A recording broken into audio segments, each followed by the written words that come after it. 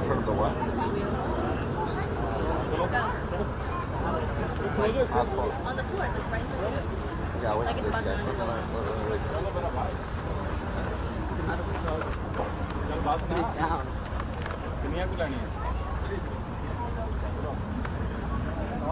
Yeah. Take a 54. 54 photo. Just one pose. 54 to 114. Oh man.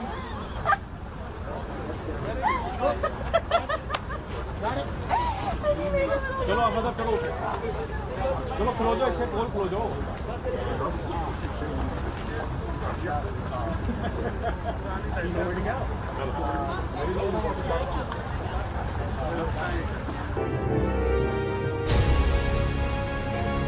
Forged in the fires of revolution, tested on today's front lines of freedom.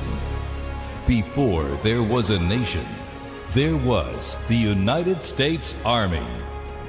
From the hallowed ground of Yorktown's first stand to the unwavering readiness at Fort Bragg today, and onward to West Point's next generation of leaders.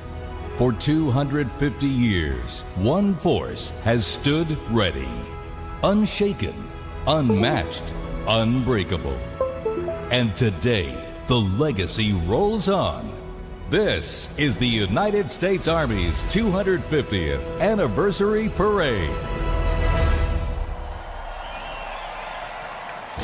Representing our joint forces, please welcome the Chairman of the Joint Chiefs of Staff, General Dan Kane.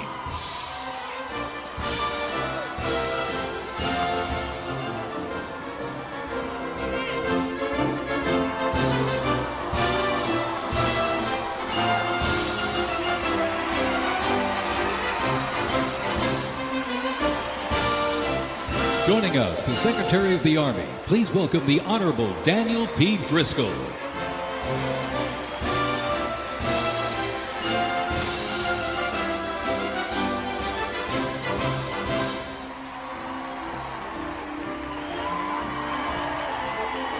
Ladies and gentlemen, please welcome the Secretary of Defense, the Honorable Pete Hegseth.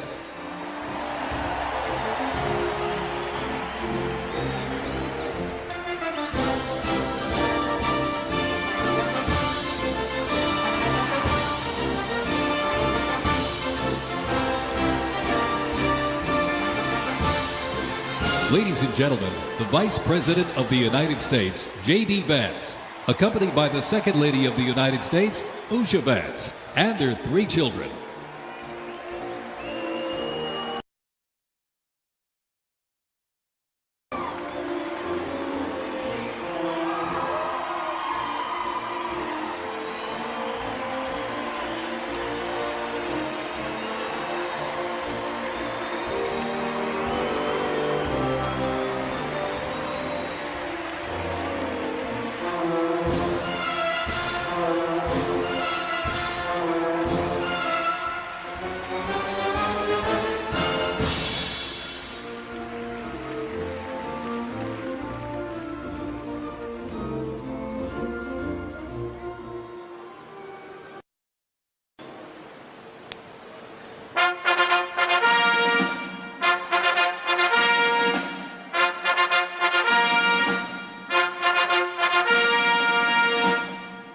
Ladies and gentlemen, please welcome the President of the United States, Donald J. Trump, and First Lady Melania Trump.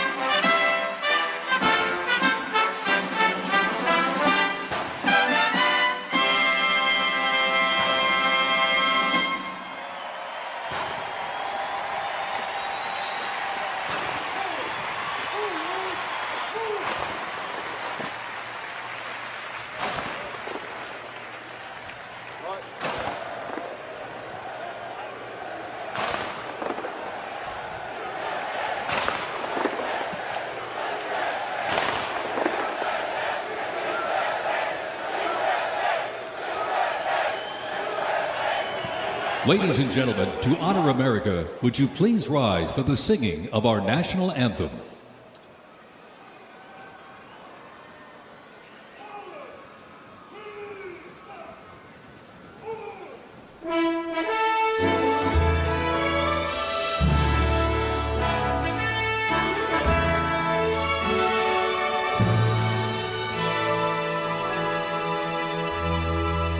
Oh, say, can you see by the dawn's early light what so proudly we hailed at the twilight's last gleaming?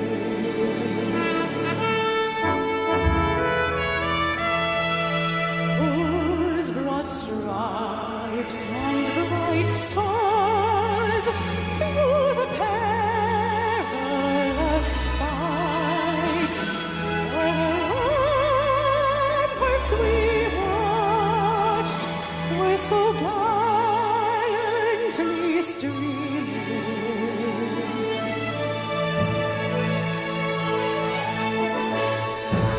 And the rockets red glare, the bombs bursting in air, gave proof through the night that our flag was still there. Oh, say, does that star-spangled banner yet wave? O'er the land of the free and the home of the home of the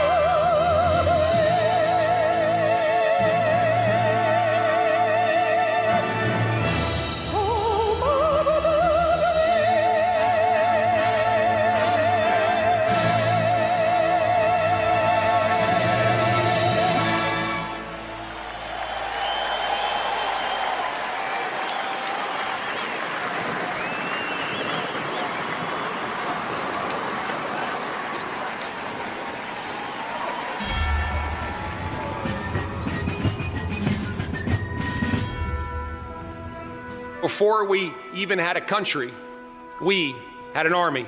They started as a small, unorganized group of shop owners and farmers, but they fought the most powerful army in the entire world to a standstill in Concord, Lexington, and Bunker Hill.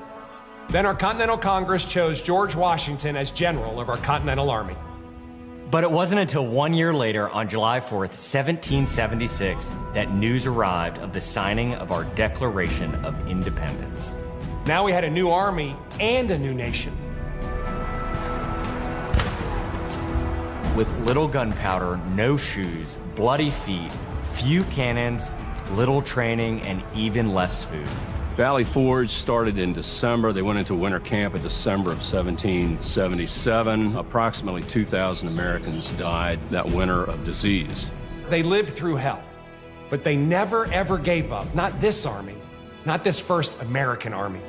Finally, Washington and his army arrived, here at Yorktown, where they had General Cornwallis and his powerful British army trapped in this city against the sea. All of the preparation that Washington has learned through the course of those 6.5 years meets its full force here at Yorktown, and he employs it brilliantly.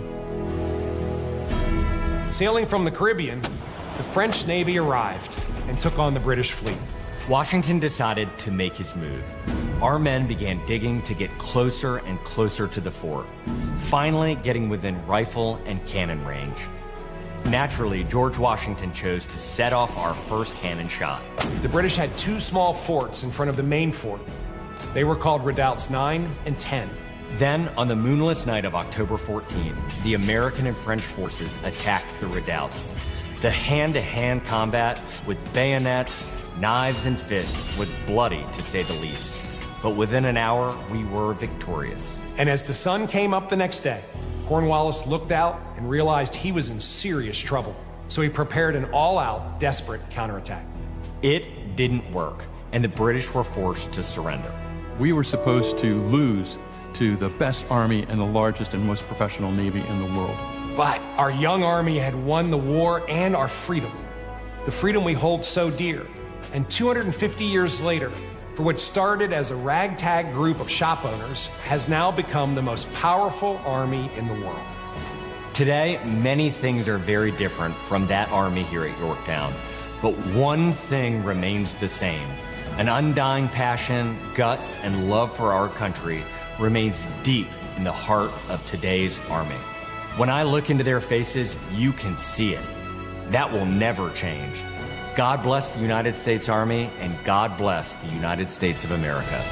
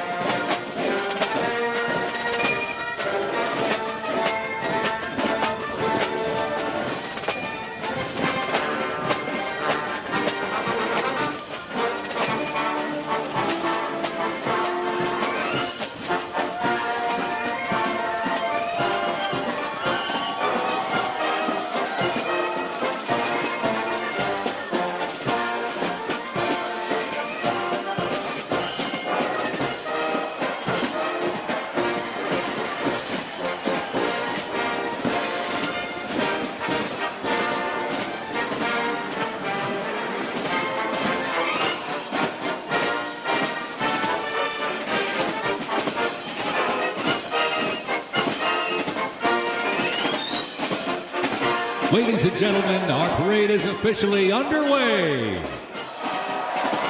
Up first, internationally renowned as one of the world's finest professional music organizations, the United States Army Band, Pershing Zone. They are the premier music organization of the U.S. Army, our nation's most senior service. Stationed at Joint Base Meyer-Henderson Hall, Virginia, it plays an important musical role in events of national and international significance. They were founded back in 1922 by Army Chief of Staff John J. Pershing. They're led today by Colonel Bruce R. Pulver and Drum Major Rob Moore. Today, Pershing Zone is playing a melody entitled The Army Goes Rolling Along. This was actually written in 1908 by the then Lieutenant Edmund Louis Snitz Gruber, which was a descendant of Franz Gruber, who composed Silent Night. It was originally written to be the 5th Artillery Regimental song titled The Caissons Go Rolling Along, and in 1956 the lyrics were revised by Harold Arberg as the official song of the U.S. Army, and then retitled The Army Goes Rolling Along. Pershing Zone carries on its century-old legacy, playing a march that brings pride to every soldier, the Army Song. The 3rd Infantry Regiment in the U.S. Army. Established back in 1784, the unit was dubbed the Old Guard by Major General Winfield Scott during a victory parade in Mexico City after the Mexican War. It is the U.S. Army's official ceremonial unit and presidential escort, conducting year-round tactical training to ensure the highest standards and utmost discipline of its soldiers. The unit routinely represents the U.S. Army and our nation in official ceremonies, major sporting events, and their own, the U.S. Army's own Twilight Tattoo. The Old Guard also maintains 24-hour vigil of the tomb of the unknown soldier, while also conducting funeral services honoring our fallen heroes in Arlington National Cemetery. The regiment's 50 campaign streamer stand is a testament to its long, faithful service to our nation. Ladies and gentlemen, the 3rd Infantry Regiment, the Old Guard.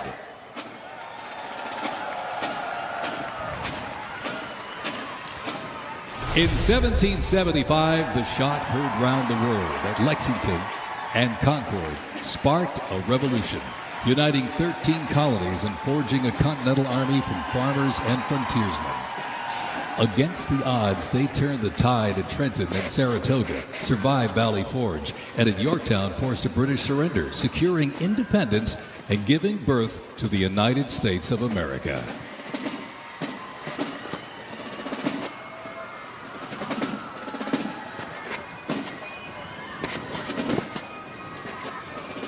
Before radios and field phones, sound was the signal. In the Continental Army, fifes and drums carried commands across the chaos of battle, telling soldiers when to advance, when to retreat, eat, even when to rest. That legacy actually lives on today with the U.S. Army Fife and Drum Corps, part of the 3rd Infantry Regiment known as the Old Guard. Founded back in 1960, they're the only unit of their kind in the armed forces. Performing in uniforms patterned after those worn by General Washington's musicians. Playing period instruments with patriotic precision, they bring history to life, sharing the sound and spirit of the Revolution through more than 500 performances each year, both at home and around the world, too. The Old Guard, Fife and Drum Corps, everybody.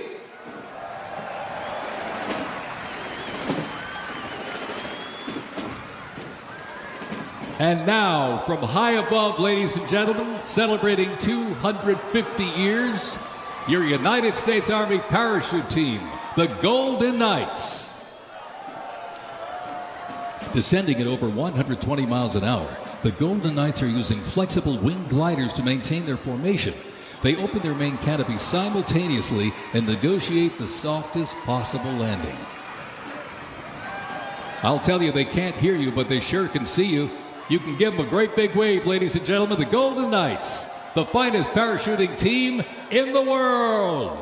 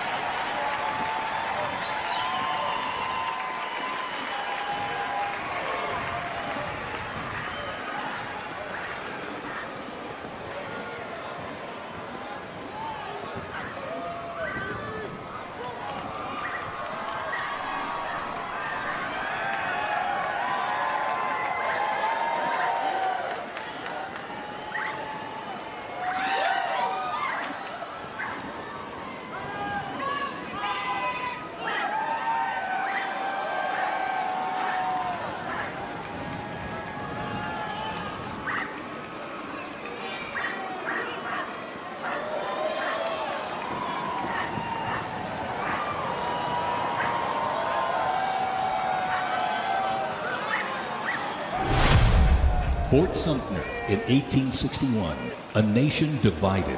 Over 4 brutal years, nearly 2 million soldiers fought to preserve the Union. Among them, 5 future presidents and the first recipients of a brand new military decoration, the Medal of Honor. With independence won, our nation's westward expansion began. The Army moved in step, guarding settlers as native scouts lit the way. Immigrants joined the cause, and the Buffalo Soldiers etched a legacy of grit and honor across the American frontier.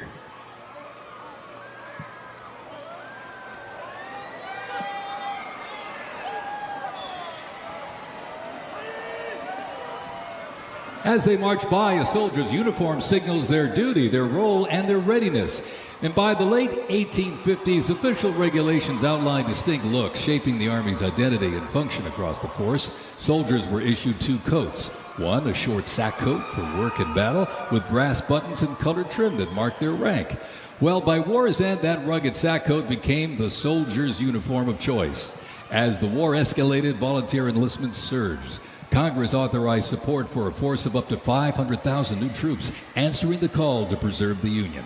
As they march by, representing the Civil War era of our nation's history, is the 4th Infantry Division based out of Fort Carson, Colorado.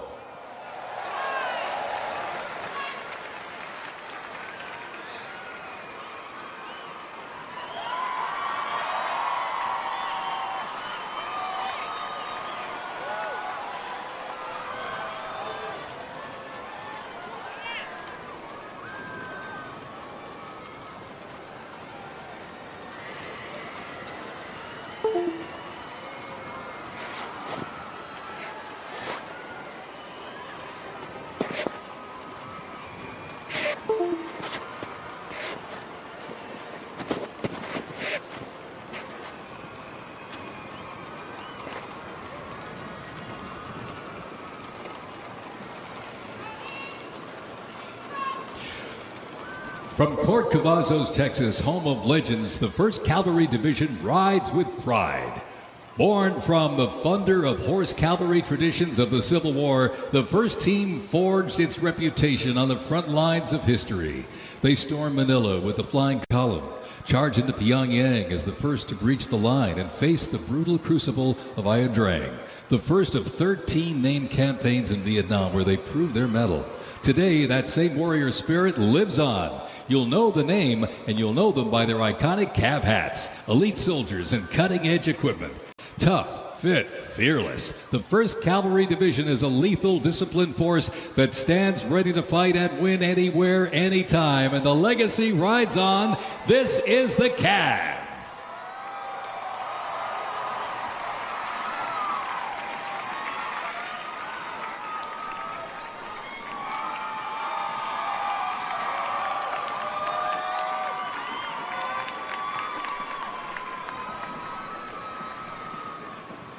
Special thanks to our sponsor, Lockheed Martin.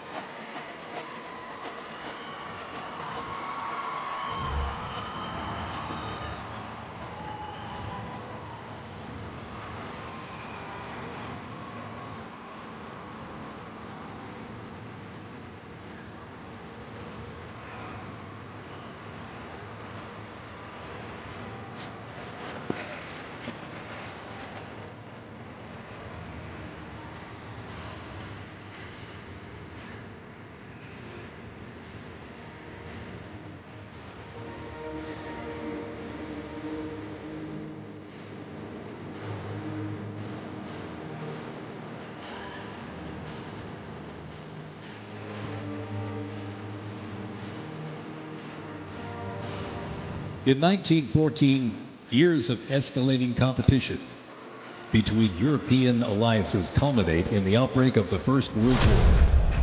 The two sides engage in a savage war of attrition, defined by opposing trenches, barbed wire, poison gas, and mass casualties.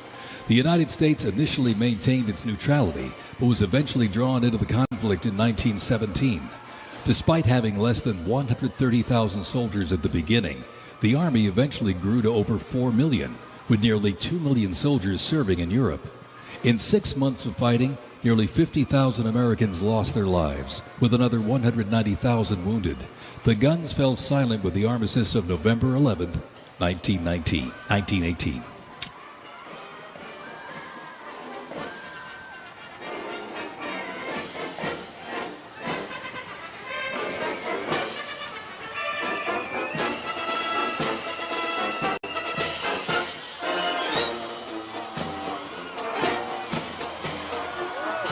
We continue on with more USA World War I rolling stock. This 1918 Dodge touring car was part of the legendary 1919 Transcontinental Convoy. 3,251 miles and 62 grueling days across the Lincoln Highway. And remember, no pavement, no GPS, and no power steering. Just grit, determination, and the drive to push Army mobility into the future. This car literally helped pave the way for the roads we rely on today, and reminds us when the Army moves, the nation follows. The 1918 Dodge Touring Car.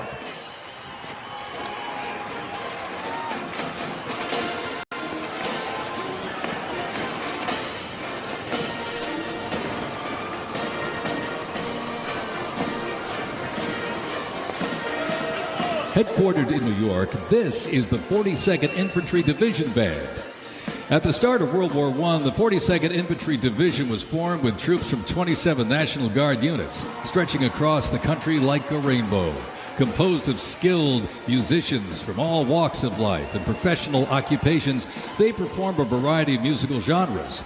Though their mission is primarily a musical one, the members were ordered into active federal service back in 2004 in support of Operation Iraqi Freedom 3. The band has also served in support of numerous state active duty missions, including cleanup efforts following Hurricane Sandy, distribution support during COVID-19, and recently, support for New York State Corrections. Commanded by Chief Warrant Officer 2 Ethan Wagner and led by Drum Major Sergeant First Class Drew Gans, the band is performing Over There, written in 1917 by Broadway composer and recipient of the Congressional Gold Medal George M. Cohan. Representing the World War I era is the 82nd Airborne Division, based out of Fort Bragg, North Carolina. You'll notice the unit is wearing replica World War I uniforms signifying the soldiers who served our nation during this time. When the Americans entered the Great War, our soldiers, under the command of General Blackjack Pershing, hit the trenches in the new standard. It was the olive drab winter service uniform. Now on their heads you'll see a steel helmet with sand-textured paint built to deflect deadly shrapnel from above. Not bulletproof, but battle tough. Nicknamed the Pershing boot, on their feet was the M918, 1918 French boot. It was designed to survive the brutal grind of trench warfare. And on their backs, the field pack, rations, ammo, first aid, and a gas mask. Everything a doughboy needed to fight and to win.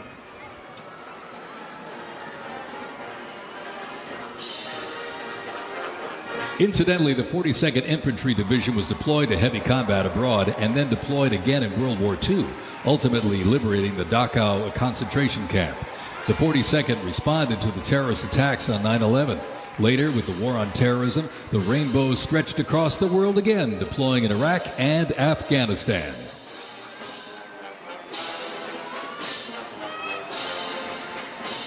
Thundering into view, the pride of Fort Sill, the U.S. Army Artillery Half Section.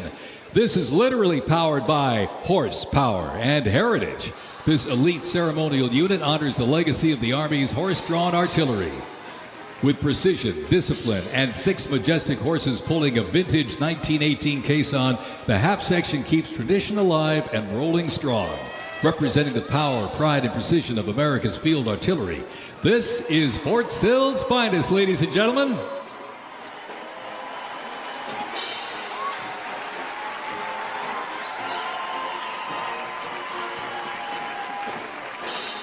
Special thanks to our sponsor, Form Energy.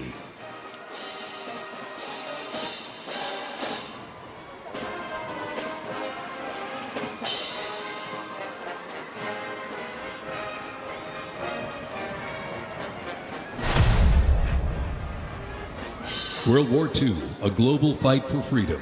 In history's darkest hour, the United States Army was on the front lines. From the beaches of Normandy to the islands of the Pacific, the greatest generation faced down tyranny and turned the tide.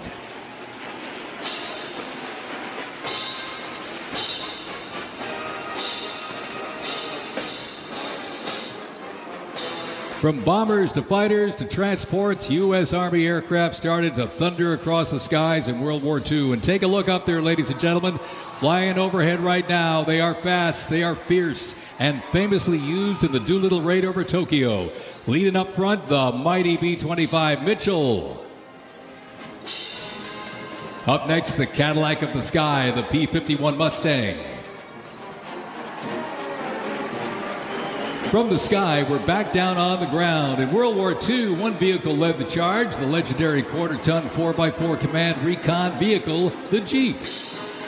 You might have a Jeep in your driveway, but not like this. The U.S. Army truck quarter-ton 4x4 command reconnaissance, better known as the Jeep, was an iconic vehicle of World War II and was the world's first mass-produced four-wheel drive vehicle. The Army used the Jeep for almost every military activity, including command vehicles, scout cars, and medical ambulances. Fast, rugged, the Jeep became a symbol of American ingenuity.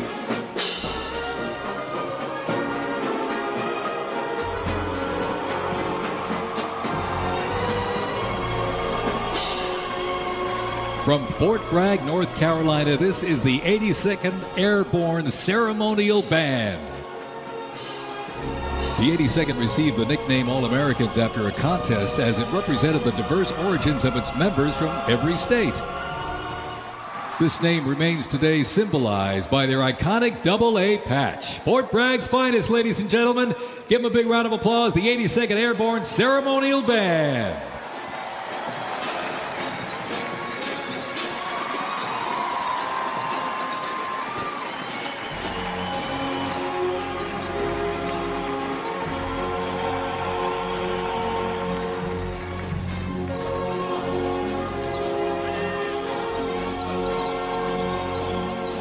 In a global fight like World War II, the U.S. Army knew our troops needed more than courage.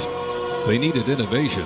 Uniforms evolved for every environment, but olive drab remained the mark of the American soldier. Shaped by lessons from the trenches of World War I, the Army introduced two battlefield essentials: the M1 helmet, tough, stable, and built to protect under fire, and the M1 Garand rifle, powerful and fast. It gave American troops a very clear edge. General George S. Patton called the M1 rifle the greatest battle implement ever designed, and history proved him right.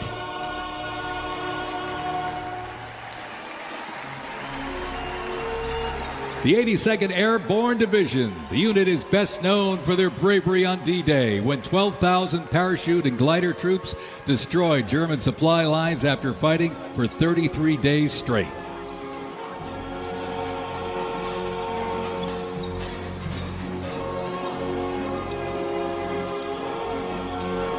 The 101st Airborne Division, based out of Fort Campbell, Kentucky, traces its lineage back to 1918 when it first established as the 101st Division.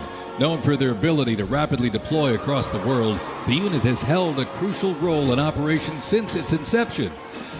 From parachuting behind enemy lines on D-Day to leading helicopter assaults in Vietnam, the 101st redefined modern warfare.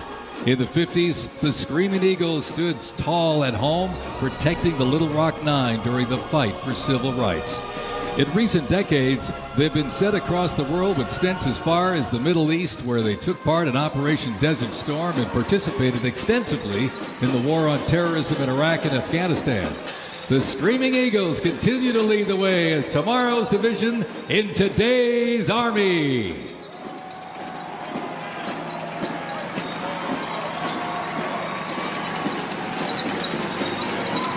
The iconic Sherman tank is here, ladies and gentlemen. It was the cornerstone of the U.S. Armed Forces, showing its military might in World War II. It became one of the most influential tank designs of the 20th century. The M4 tank was nicknamed the Sherman tank after Civil War General William Tecumseh Sherman. Actually, he was named by the British. With almost 50,000 produced during World War II, the Sherman tank was in active service until 1957. In World War II, the M16 half-track was a force to be reckoned with. It was a self-propelled anti-aircraft weapon with speed, firepower, and grit. Nicknamed the Meat Chopper, its quad 50 caliber mount could unleash 2,300 rounds a minute. Quite devastating. It served through Korea, Vietnam, and beyond, and remains in use in U.S. allies to this day. The M16 half-track brings the fight wherever it rolls.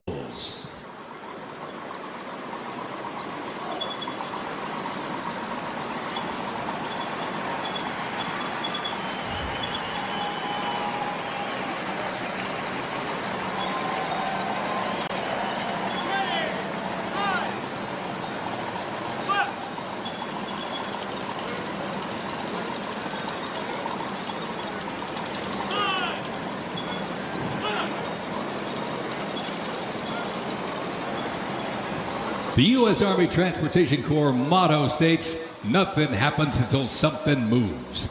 That was never more true than with this. Look at this, the 2.5-ton Chevrolet Deuce and a Half. 10,000 pounds of cargo and was the backbone of the Red Ball Express that kept the Allies supplied after D-Day in World War II.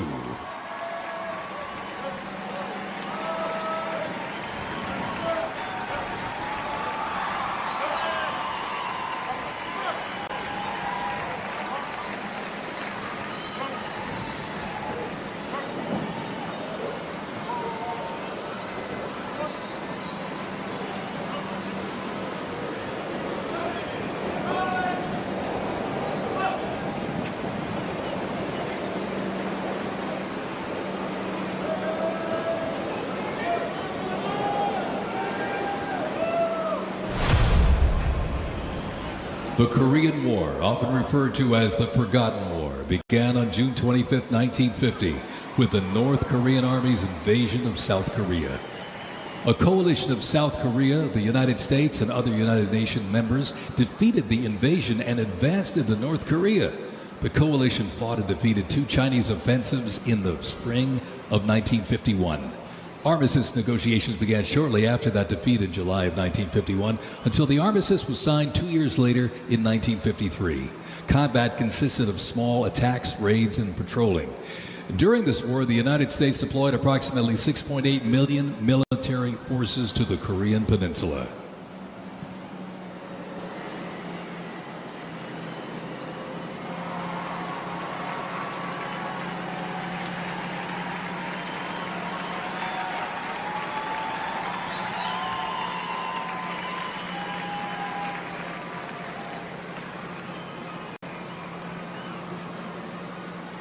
Special thanks to our sponsor, Coinbase.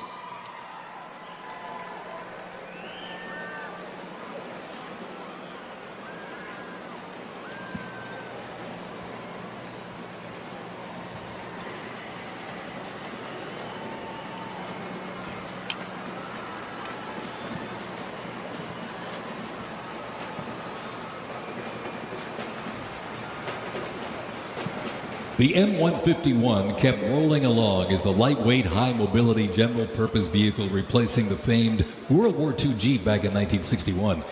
Officially named the Military Utility Tactical Truck, or MUT, most servicemen generally referred to it as a Jeep. The vehicle spanned more than 40 years in 4 manufacturers and were everywhere that the Army was deployed.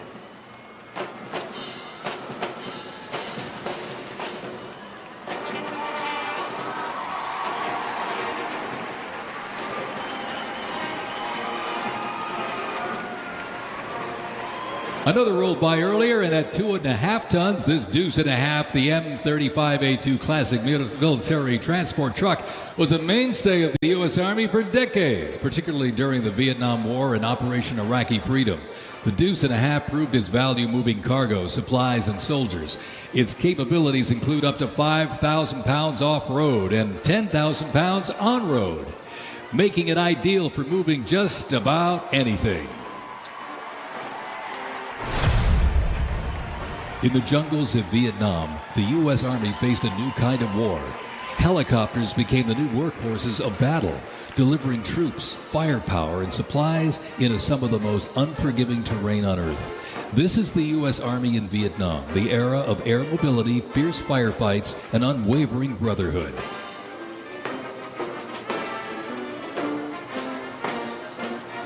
And over the music marching through, the roar of these legendary Army helicopters takes to the air. Flying overhead right now, they help define the Vietnam War. That staccato beat of the rotor blades was a welcome sound to many troops mired in combat. From transport and medevac to close air support and reconnaissance, they brought the fight to the front and pulled the wounded to safety. The OH-6 Cayuse scouted the terrain with unmatched agility. The AH-1 Cobra, also nicknamed the Snake, brought serious firepower. Its slim design, as you can see here, helped it survive and thrive in hostile environments to protect soldiers below. And the icon of the era, the UH-1 Huey, the first turbine-powered helicopter in service with the U.S. military. There was nothing the Huey couldn't do. General support, air assault, cargo transport, medic evacuation, and ground attack missions. The Cayuse, Cobra, and Huey, ladies and gentlemen, 3 iconic Army symbols in the sky.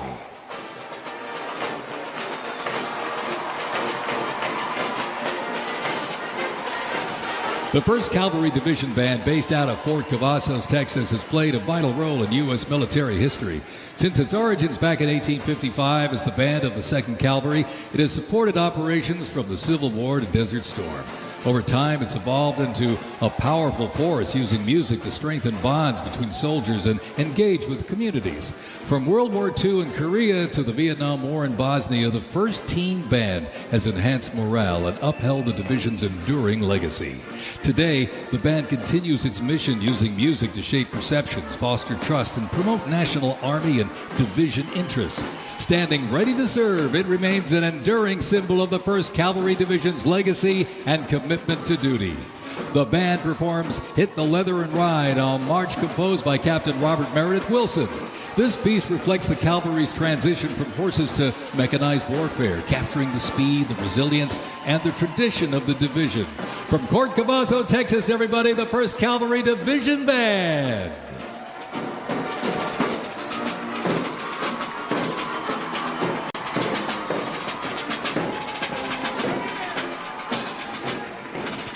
The U.S. Army deployed large numbers of troops in support of the Vietnam War.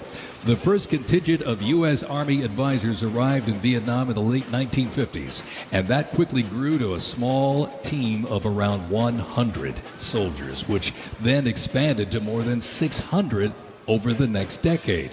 As the war intensified, troops' numbers quickly grew as the war between the South Vietnamese government and the communist insurgents supported by North Vietnam intensified. By January 1969, more than 364,200 soldiers organized around 7 divisions and 20 separate combat brigades. The United States began withdrawing its forces in July of 1969, and the last Army combat unit left South Vietnam in August of '71. The last U.S. combat soldier came home March 1973, while a small number of non-combat personnel remained until April 1975.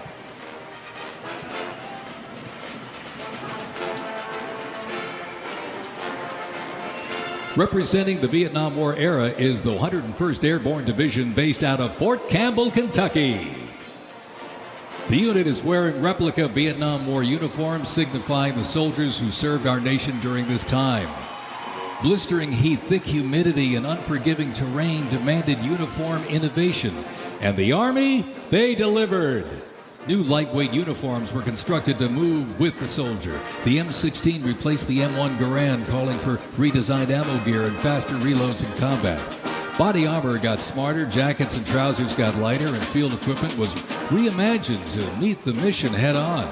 Gone were the heavy Mickey Mouse boots, replaced by canvas tropical combat boots that offered better grip, faster drying, and all-day endurance.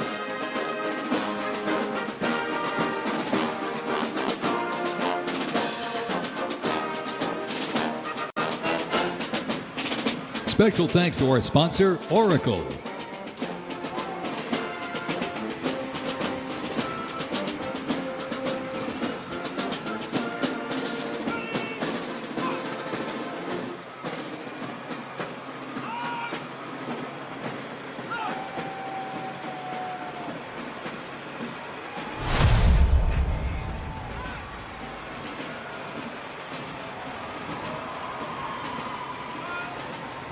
When Saddam Hussein's Iraq invaded Kuwait in August 1990, the U.S. Army deployed to Saudi Arabia to deter further Iraqi aggression in the region for what was known as Operation Desert Shield. By the fall, more than 750,000 troops comprising U.S. service members and coalition partners from more than 30 countries had assembled in the Saudi Arabian desert. In mid-January 1991, the U.S.-led coalition began Operation Desert Storm, which kicked off with an intensive air campaign designed to knock out key Iraqi infrastructure and weaken Iraqi forces. The ground offensive was launched in early 1991, where military forces overwhelmingly destroyed enemy tanks and vehicles. After only 100 hours of ground combat, coalition troops liberated Kuwait, and the Gulf War ended with Iraq's surrender.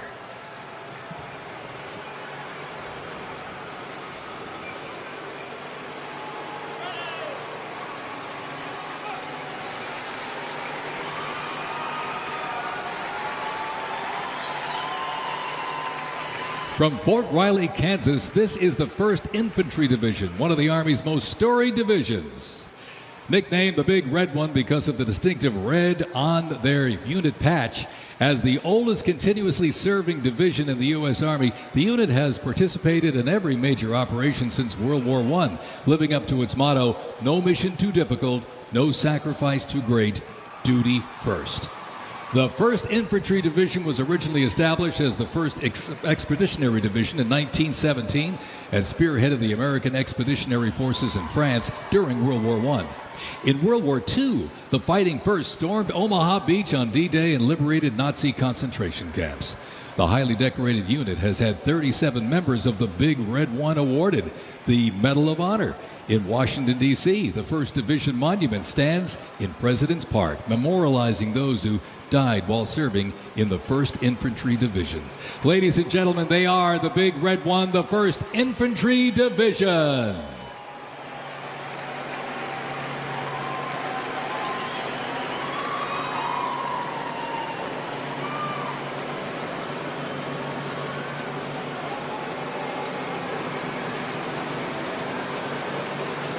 More military rolling stock. During Operation Desert Storm, the M2 Bradley fighting vehicle proved its value on the battlefield. It is fast, it is tough, and it is lethal. Named for General Omar Bradley, a leader from West Point's famed class of 1916, the Bradley was built to carry troops into combat with protection and power. Armed with a 25mm chain-driven cannon and twin-tube-launched, optically tacked, wire-guided missiles, it played a critical role in clearing the way during the ground assault into Iraq. While the Paladin looks and sounds like a tank, it is technically a self-propelled howitzer and was first introduced back in the 1960s. Over the years, it's been upgraded to perform in versatile battlefields from Vietnam to the Soviet Union to Iraq.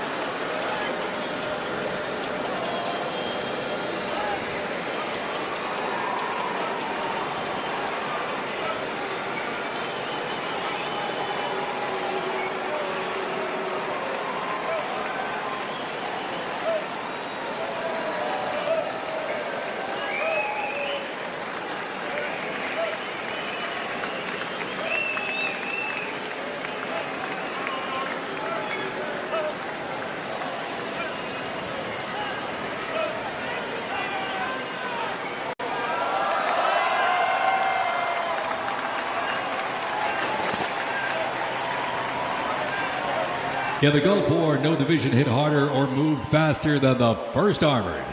The 1st Armored Division, nicknamed Old Ironsides, is the oldest, most recognizable armored division in the United States Army. As part of the buildup for World War II, cavalry and reconnaissance units were brought together to form the 1st Armored Division in 1940. In the Gulf War, no division hit harder or moved faster than the 1st Armored. Old Ironsides really led the way. During Desert Storm, they engaged in some of the largest tank battles in Army history that were decisive victories, shattering enemy formations. Based in Fort Bliss, Texas, America's Tank Division is currently supporting missions in 20 countries across 5 continents. From World War II to today, Old Ironsides remains battle-proven and always ready.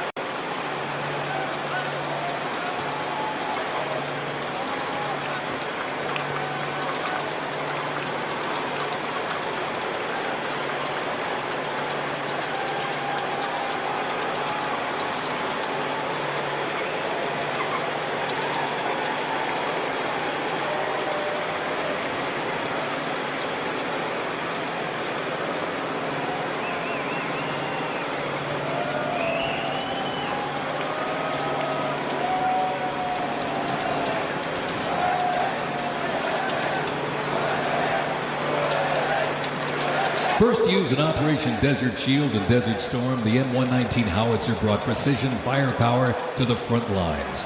Lighter and more mobile than larger artillery, it was built for the infantry brigade, able to fire high into the air or directly at the target depending on the mission. Whether used in battery formation or as a standalone support weapon, the M119 delivered reliable, responsible fire when it mattered most. Still in service today, including on the front lines in Ukraine, it remains a trusted part of the Army's arsenal.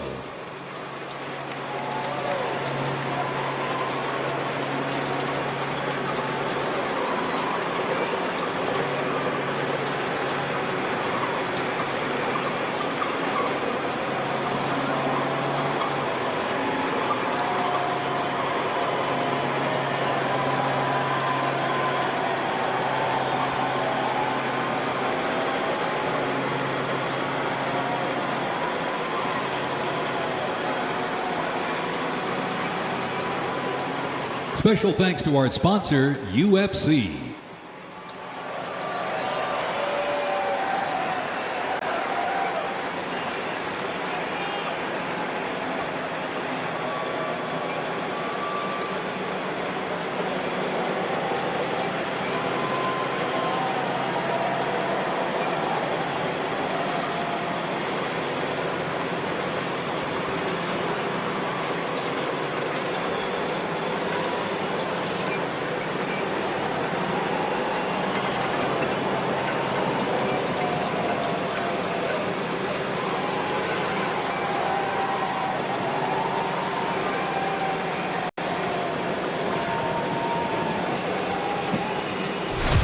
On September 11, 2001, terrorists destroyed the World Trade Center in New York City and struck the Pentagon in Washington, D.C. using commercial airliners.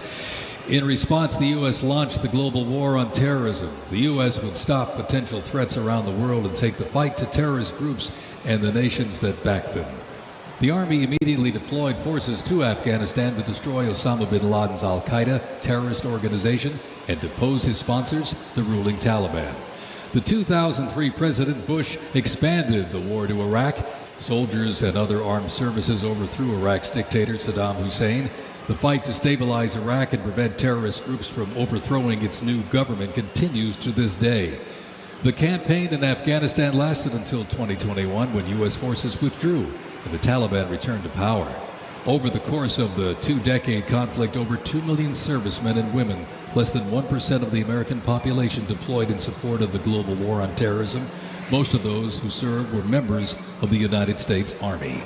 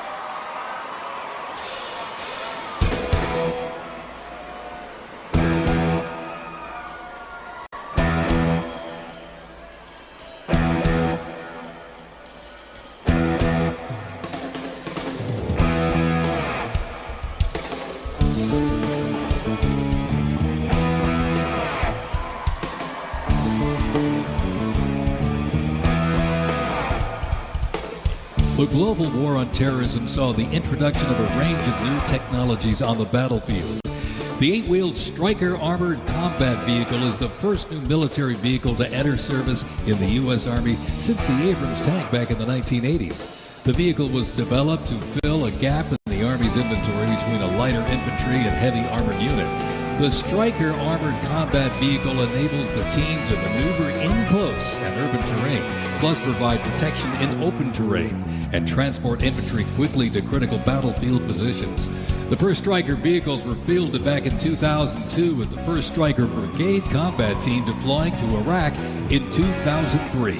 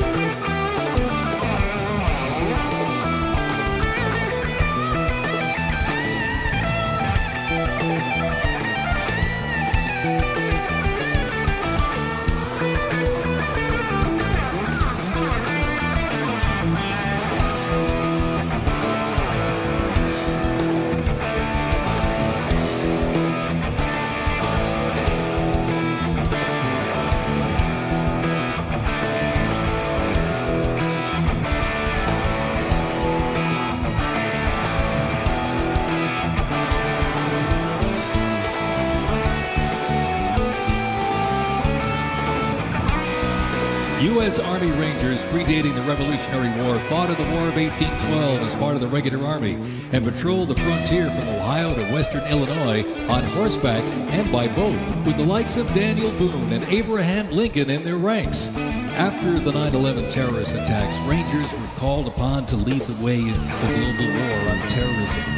As part of the U.S. Army Special Operations Command, the 75th Ranger Regiment, based out of Fort Bragg, North Carolina, represents a lethal, agile, and flexible force capable of conducting many complex joint special operations missions. Today's Rangers Regiment is the Army's premier direct action raid force. It is always combat ready, mentally and physically tough, and prepared to fight our country's adversaries. The U.S. Army Special Operations Command is an elite group of individuals trained to lead and succeed in protecting the country from their threats.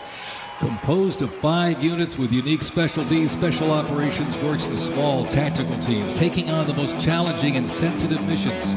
Military legends to service members and civilians alike, they take on terrorists through quiet guerrilla war-style missions in foreign countries. Ladies and gentlemen, the U.S. Army's Special Forces.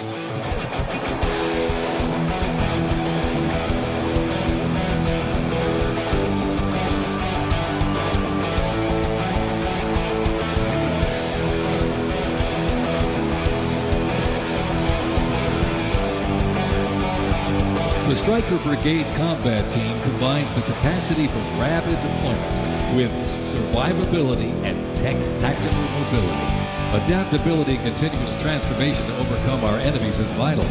Fighting an elusive enemy in distant places and at home requires new tools such as unmanned aerial vehicles for surveillance and the Blue Force Tracker to see real-time details of troop movements. The United States does not face the challenging international environment alone. Our network of allies and partners is an advantage that our adversaries can never hope to match. Over 80 nations have fought alongside the United States or assisted in during the global war on terrorism.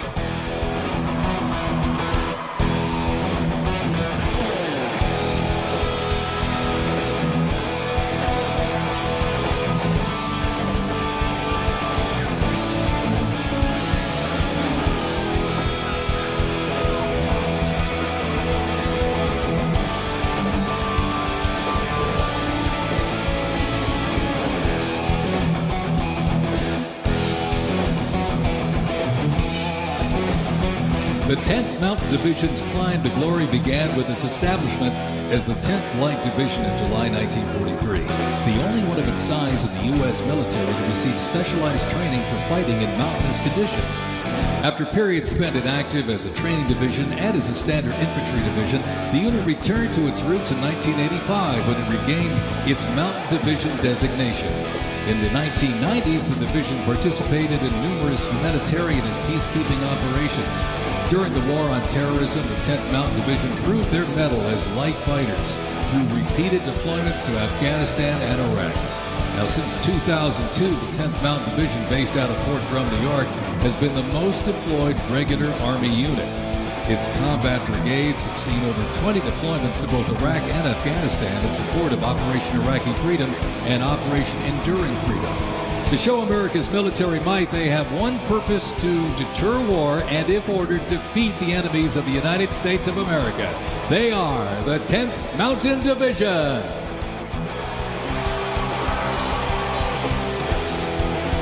Investments in cutting-edge systems, drone technology, and ability strengthen the force, equipping soldiers with tools they need to protect the country and defend democracy. The Army has 8 Stryker Brigade combat teams, 6 in the active component and 2 in the National Guard.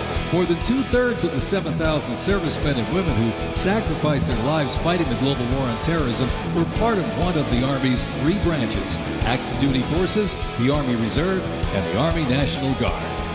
The Army is continuously transforming to deter aggression to ensure our adversaries cannot outrange or outpace us.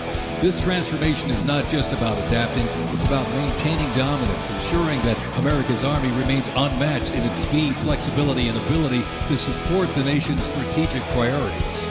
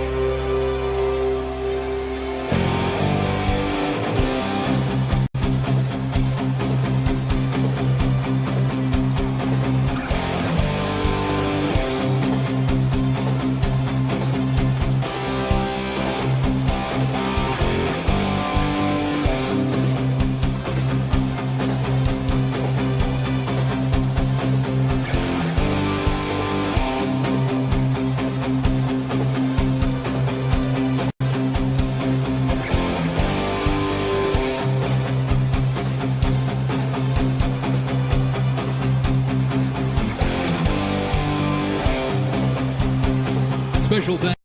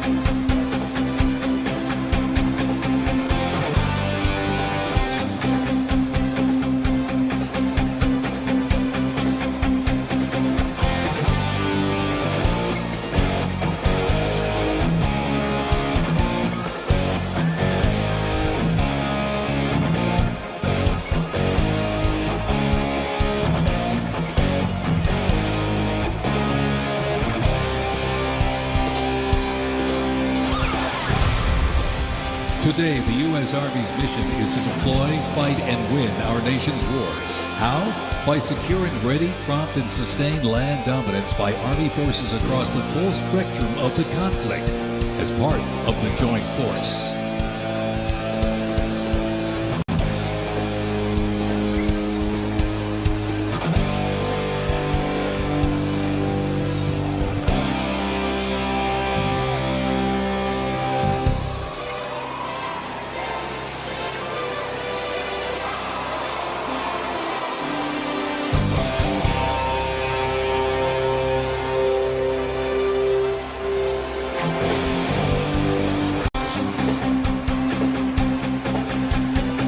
Keeping the Army forces battle-ready and nimble makes transportation for the U.S. Army a very vital element. Spread across the parade today, numerous fighting vehicles, some designed for very specific functions and others for flexibility, but they all must be maintained. With over 200,000 trucks alone, wheeled vehicle mechanisms ensure that the fleet of vehicles are ready, and these mechanics get the job done. This convoy starts with the M777, a lightweight howitzer. These lightweight howitzers may not look particularly lightweight, but are made from titanium. They are 7,000 pounds lighter than their predecessor, the old M198. Used by the Army since 2005, the M777 is currently being used in Ukraine. Weighing only 4,700 pounds, the M119 howitzer is smaller and is used by infantry brigades, particularly for air assault missions. It was first used in Operation Desert Shield and Desert Storm in 1991 and is also seeing active use in Ukraine.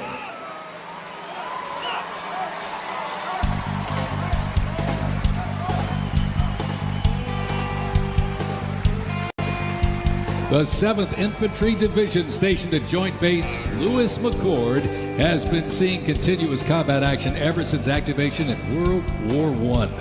From Europe to the Aleutian Islands, Japan, Korea, Afghanistan, and the Pacific, the Bayonet Division boasts a proud history of answering the call of its motto, "Trust in Me," with resolute dedication.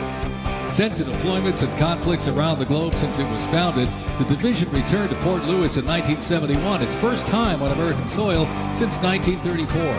The 7th Division, originally called the Hourglass Division due to their patch design, gained the nickname Bayonet Division during their deployment to Korea in June of 1950. At Incheon Landing and during the liberation of Seoul, they were credited with plunging the bayonet into the heart of the enemy, with 13 members of the division receiving the Medal of Honor. The 7th enables and sustains the combat readiness of 2 Stryker Brigade combat teams and a Combat Aviation Brigade.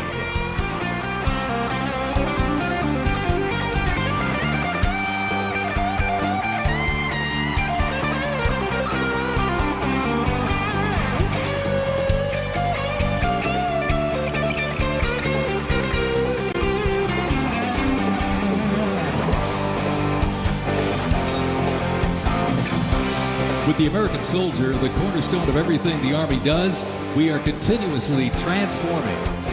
Army careers span the spectrum from attorneys to astronauts and mechanics to engineers. The Army's greatest asset is our people, the finest men and women our great nation has to offer, with a myriad of talents that make us stronger. Aside from its people, the Army's next greatest asset is its technology and equipment. Coming up next, these vehicles offer a glimpse of what the Army employs for readiness and battle. The portable howitzers and the portable Abrams tank were used extensively in the Gulf War, along with Bradley tanks and the infantry squad vehicle. The ISB provides enhanced tactical mobility of an infantry brigade combat team. This allows commanders greater freedom of movement and action. The ISB provides the warfighter with increased flexibility to ensure infantry units maintain momentum to achieve mission success.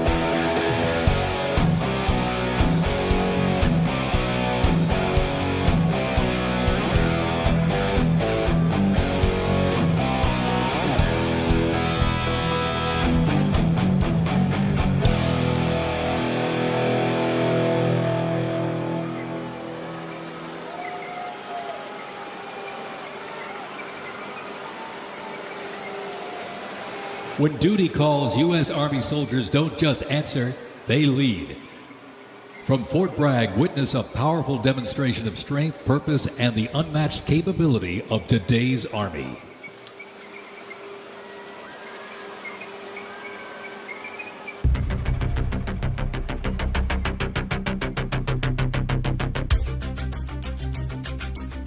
The Army has made me see my potential, and I feel like it's molded me into a better person. I grew up in a very patriotic household. My grandfather, he served in World War II, and his brother, my uncle, served in Vietnam. I can do this. If they can do this, I can do this. When I was born, my dad was still serving in the military, and him coming home in his uniform, I'm like, yeah, I want to do that. Clear for takeoff. My motivation, I think it follows in line. I think with what my family's done is kind of a sense of duty to serve our country and give back since it's given us so much. I'm a very, let's say, timid person, but definitely helped me become a more confident person.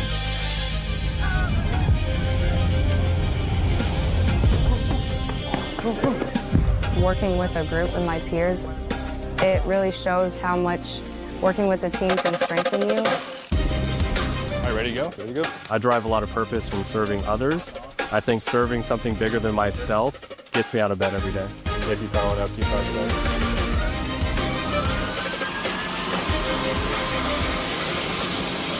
I definitely pushed myself further than I ever thought I could go. I joined the military service because I want to deploy. That's my main goal, is deploy, deploy, deploy. If we get the call, we have to go somewhere, we'll do what needs to be done. That's just the way we operate here.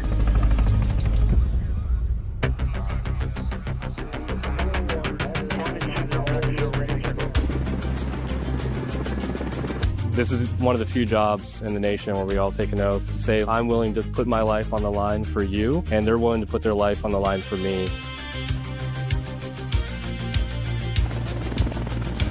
This is what we train for. This is what I want to do.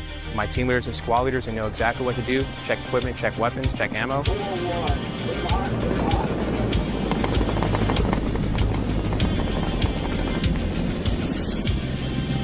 We're always ready to deploy within 18 hours and handle the mission at task.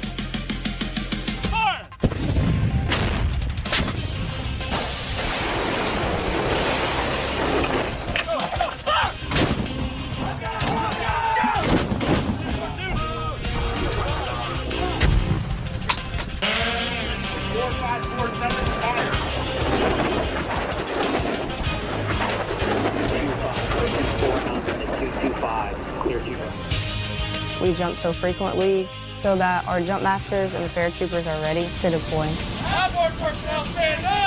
I'm very passionate about being a jump master. The paratroopers, they see you and, you know, they believe in you. I love to instill that confidence with my passion into those paratroopers. It's a rush. It's great. Drop confirmed for personnel drop.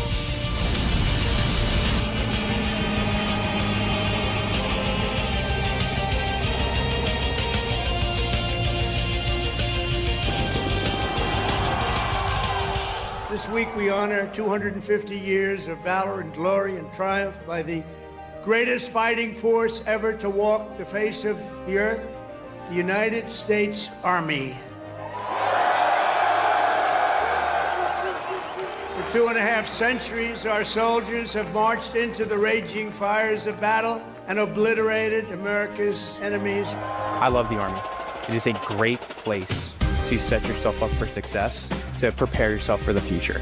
God bless you, God bless our soldiers, and God bless the U.S. Army.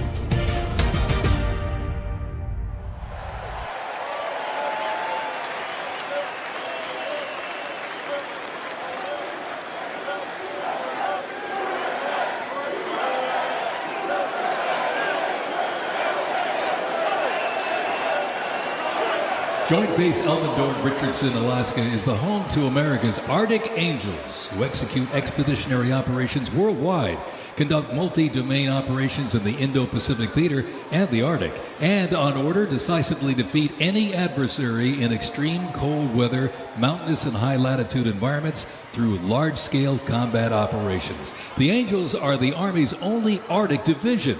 Masters of Arctic warfare, the 11th serves worldwide in all climates. Established in November of 1942, the Angels of the 11th Airborne Division led the way in the Philippines during World War II and spearheaded an amphibious invasion of Luzon and distinguished themselves during the liberation of Manila.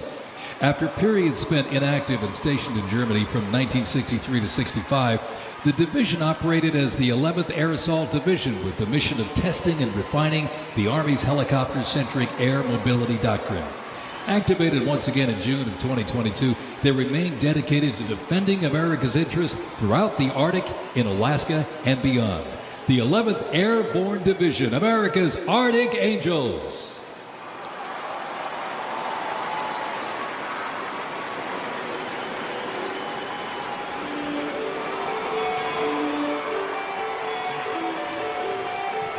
Requiring ongoing maintenance in the field and on base because nothing happens until something moves, wheeled vehicle mechanics supervise and perform maintenance, repair, and recovery operations on vehicles that serve the Army in a variety of mission-critical roles.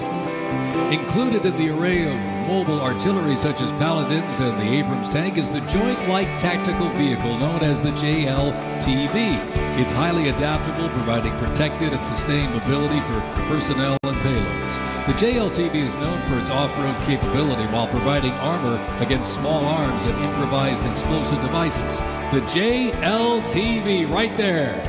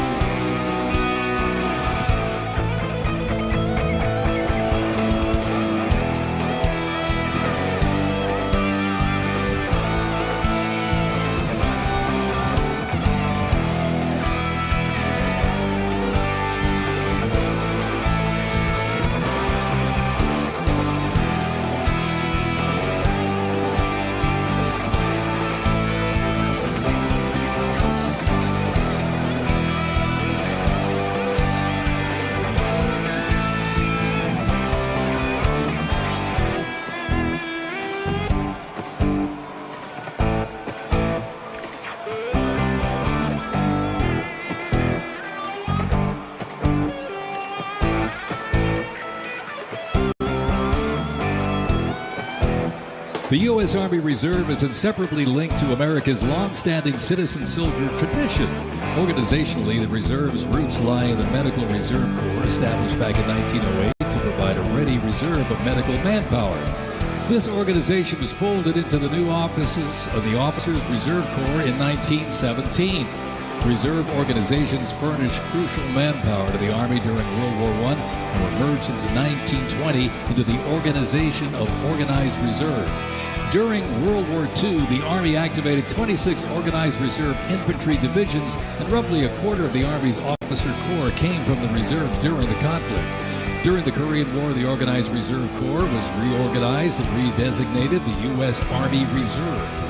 The Army Reserve has since served as a vital source of manpower for the force during times of need, gradually transitioning from a strategic force to an operational force in response to the pressures of the war on terrorism.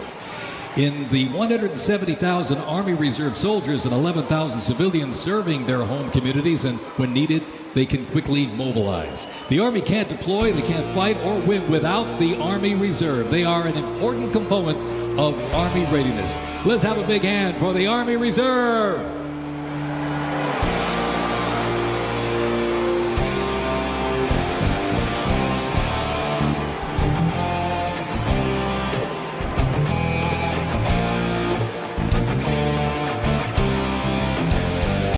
Today and tomorrow's Army looks to increase safety and survivability, create efficiency, and streamline processes. The Stryker is a great example of assessing evolving needs and developing the solution. Strykers provide a balance between heavy armor and infantry brigade and combat teams.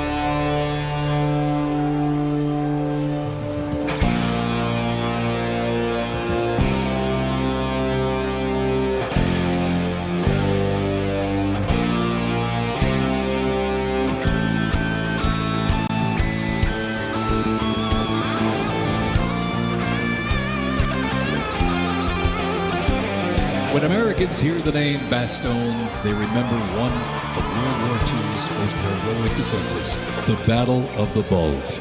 Surrounded by German forces in the frozen forests of Belgium in December 1944, soldiers of the 101st Airborne held the line.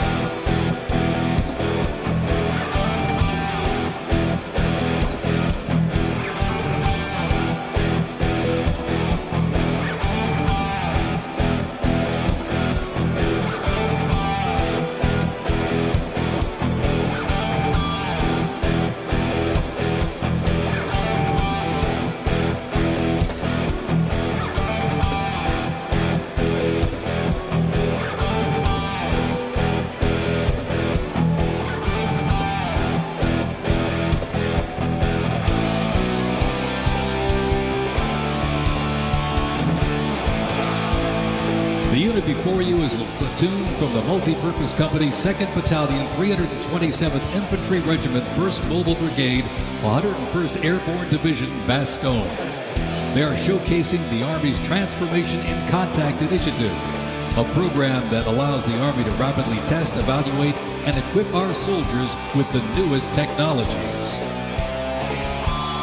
Modern, mobile, and mission-ready, the Bastogne Brigade continues to adapt to new threats while staying rooted in the fierce resilience that defined its birth. They are carrying the next-generation squad weapons, the XM7 and XM250, both equipped with the XM157 optic. The vehicles are the infantry squad vehicle, a new mobility asset that can rapidly move through most terrain types. The trailer is the S-MET, and it's capable of carrying heavy loads under its own power through restrictive terrain. This platoon is equipped with 3 types of small unmanned aerial systems. They are the Ghost X, located on the S-MET, the C-100, and right above us there, the X-10D, which are flying above the formation right now.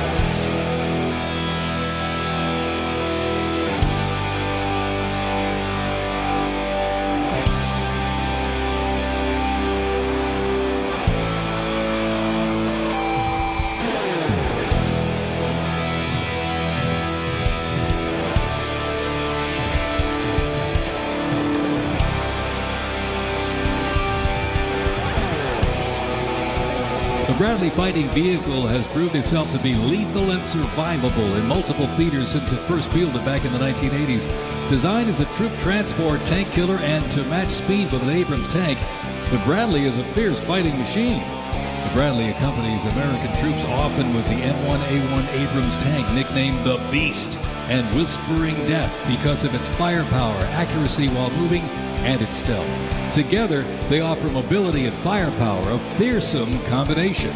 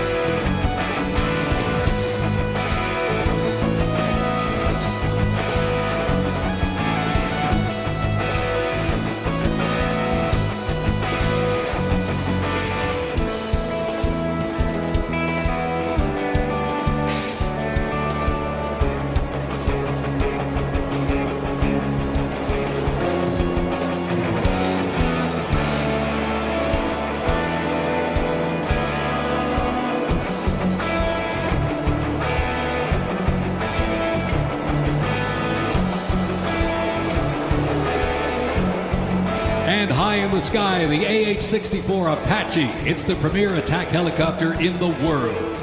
The Apache entered service in the mid-1980s and continues to evolve and modify to meet worldwide threats. It can deliver intense fire on the battlefield with an array of aerial rockets, guided Hellfire missiles, along with 30-millimeter cannon fire. The aircraft you see here is configured with a sophisticated targeting radar system and can operate in poor visibility and in the black of night. With more than 1,280 aircraft in operation accumulating over 5 million flight hours, 1.3 million of which have been in combat, the AH-64 Apache represents the backbone of the U.S. Army's attack helicopter fleet and a growing number of international defense forces.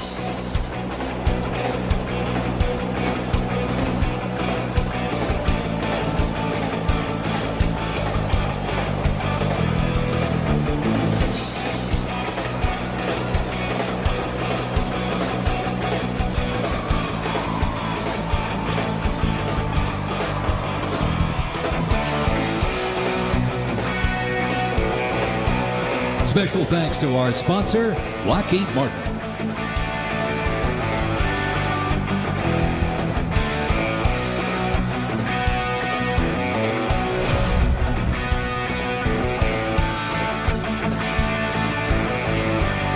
Now, let's roll on to the future of Army readiness. The Army Research Laboratory robot dogs reflect the latest in Army innovation. Look at this. Much like a true canine, these robots can go where soldiers cannot. They have increased mobility, improved tactical awareness, reduced risk to soldiers, and enhanced teamwork. Replacing soldiers, robot dogs can explore terrain that may be difficult for soldiers to traverse, dispose of explosive ordnance, and act in defensive posture or aggressive capacity when armed.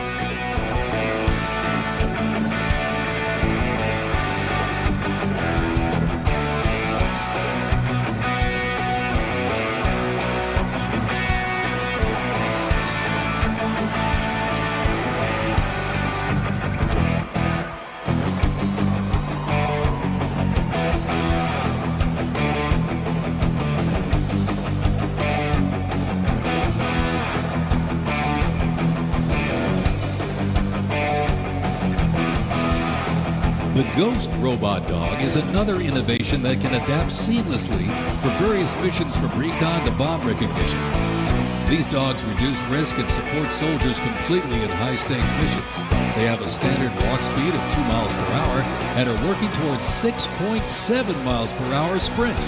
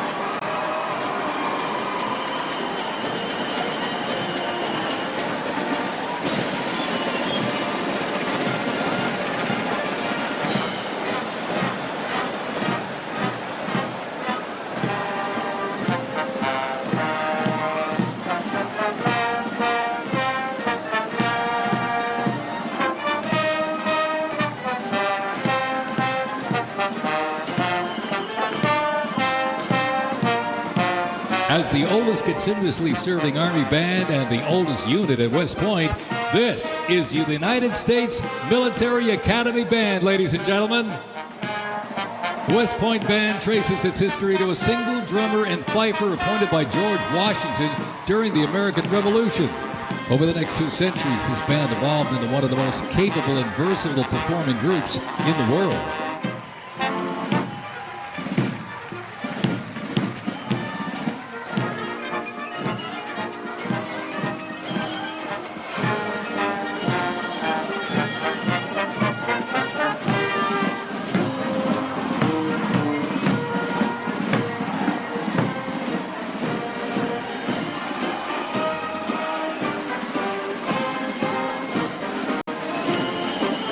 one of the most prestigious institutions in the world where leadership is forged and duty becomes destiny.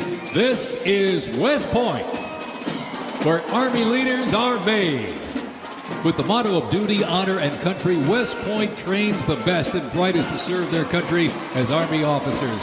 Founded back in 1802 by President Thomas Jefferson, West Point is the home of the Long Gray Line, a legacy of courage and excellence that includes 77 Medal of Honor recipients, 2 U.S. presidents, Grant and Eisenhower, and numerous generals, including John J. Pershing, Douglas MacArthur, and Norman Schwarzkopf.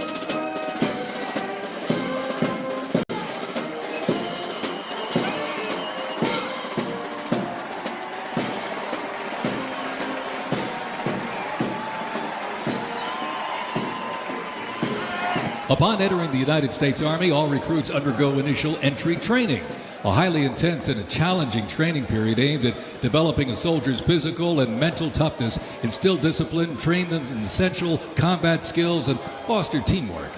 IET transforms civilians into soldiers based on the 7 core Army values: loyalty, duty, respect, selfless service, honor, integrity, and personal courage.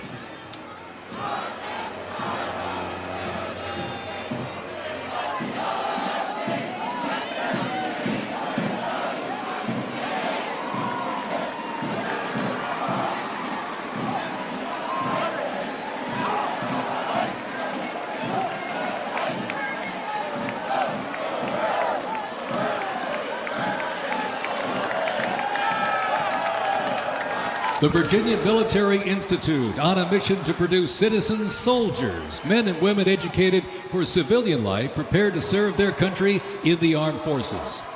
VMI counts a Nobel Prize winner, 11 Rhodes Scholars, generals, 7 Medal of Honor recipients, and a Pulitzer Prize winner among its graduates. As one of the nation's senior military colleges, students at Virginia Military Institute can participate in Army ROTC or the Corps of Cadets. While cadets in the Corps can serve in any branch of the United States military or pursue other careers, those in Army ROTC earn their commission as officers, ready to serve on active duty in the National Guard or Army Reserve. Each year, the Army Senior ROTC Blue Ridge Battalion commissions approximately 130 second lieutenants, ensuring that excellence in leadership continues in generations to come.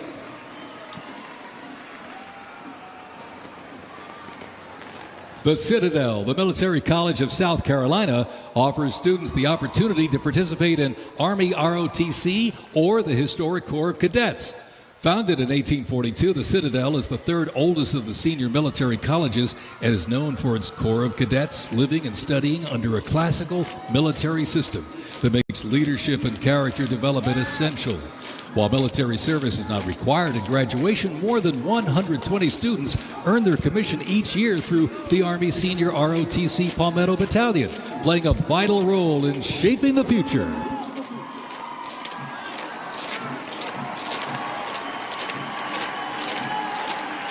As one of the nation's senior military colleges, Texas A&M University is home to both Army ROTC and the renowned Corps of Cadets. The Corps of Cadets' central purposes has remained building individuals that exemplify respect, excellence, leadership, loyalty, integrity, and selfless service. Students at the university who participate in the Army ROTC earn their commission as officers ready to serve on active duty in the National Guard or Army Reserve. Each year, the Army Senior ROTC Warrior Training Battalion at Texas A&M proudly commissions more than 90 second lieutenants and is honored to shape the future leaders of the U.S. Army.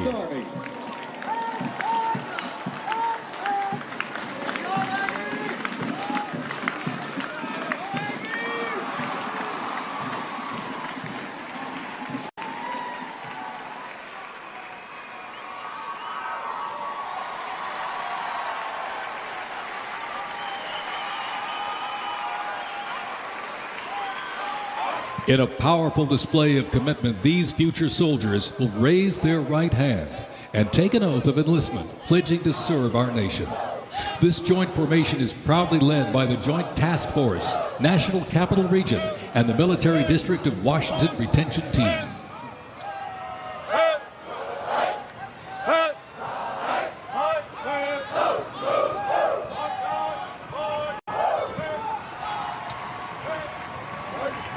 shaping tomorrow's Army, West Point's most inspiring cadets remind us that America's future is courageous and in capable hands.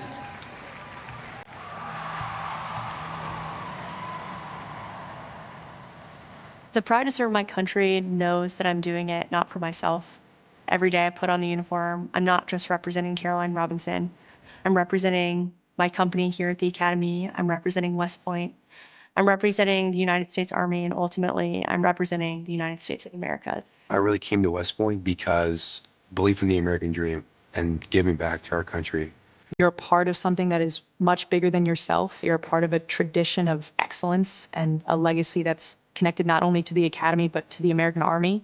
I'm surrounded by people who want to make themselves better and serve our country. Excellence is their baseline, and that to me is what it means to be a West Point cadet. From the earliest days of our nation, this supreme tradition of American military service has been passed down from soldier to soldier and generation to generation, and it's a beautiful thing to watch. My brother preceded me here, and originally I didn't really know what West Point was until he came. But when I saw the mission that they were committed to, of upholding the principles of American democracy and protecting the Constitution, I knew it was somewhere I had to be. Every time that we lived outside of the United States, I always developed this sense of gratitude and pride of being an American. And I wanted to give back to my country what it gave to me. And it wasn't until I zipped up the blouse and I put the belt on for the first time and I realized that I was going to be serving my country, and it felt right. West Point was the place that I needed to be, and more importantly, the Army was where I wanted to be. I just looked to the left and right over basic training and realized that we all had the same American patch on our shoulders, that we're all fighting for the same thing. I mean, there was no better feeling in the world knowing that every single person around you is committed and willing to die for that mission. You came for excellence, you came for duty, you came to serve your country, and you came to show yourselves that you are among the smartest, toughest, strongest, most lethal warriors ever to walk on this planet. What excites me the most about my future in the Army is the opportunity that I'm going to have to give back to the American soldiers that I'm going to be leading. Because ultimately, they don't get to choose. And to me, it's that burden of responsibility to be the best leader. And as a young officer, that's going to be exactly what I get to do. I was the cadet basic training first detail for the first 3 weeks. I got to see the new cadets come in from their families' homes and being in process on their very first day and watching them grow so quickly. I would do all the formations. I looked out at these 1,000 new cadets, people who had just come out of high school. They were completely different people. I don't think there's another institution in the country like West Point where the student body is so committed to furthering the mission of America and ensuring our democracy and freedom for generations to come. I'm really surrounded by the best of the best, and that's when I realized this is a place that I absolutely want to be. West Point itself is an amazing institution, but it only provides opportunities. The people here have to choose to take those opportunities and grow and lead and serve. And the people here want to do that. And I'm proud to be a part of that. And I would tell any high schooler who is considering it, you won't regret it.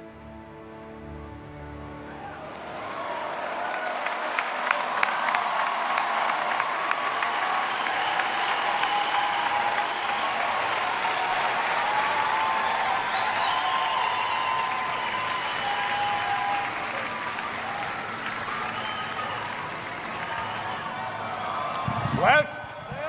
Face. Mr. President, First Sergeant Norton reporting for duty, sir.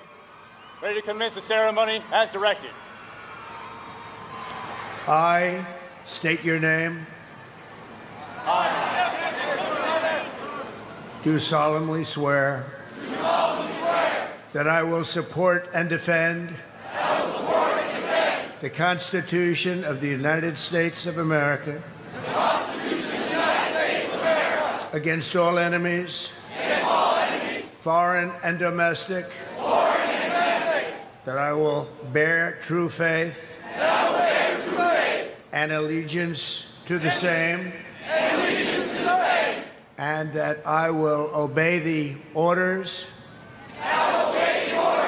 of the President of the United States and the orders of the officers appointed over me according to regulations and the Uniform Code of Military Justice. So help me God. So help me God.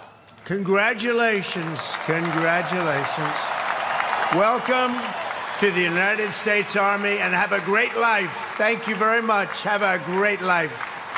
Thank you.